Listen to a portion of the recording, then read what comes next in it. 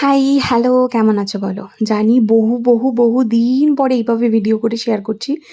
But actually মানে এখন বুঝতে পারি, রিলেট করতে পারি যে সত্যি বিয়ের পরে কিছু কাজ না থাকলেও জানি না কোথায় থেকে কীভাবে টাইমটা চলে যায়। যাই হোক, আমি এসেছি এখন আমার ছোট পিসির বাড়িতে। তো ভাবলাম তোমাদের সাথে শেয়ার করি what I it in a day.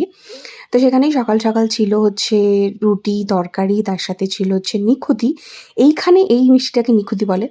আর দুপুরবেলায় যেহেতু আমি এসেছি এবং আমার সাথে কর্তামশাই, সেই জন্য জমজমাট আয়োজন, যেখানটায় ডাল, ভাজা, মাছের থেকে শুরু করে মাটন, গরম তার সাথে কোল্ড ড্রিঙ্কস, আইসক্রিম, মিষ্টি, দই।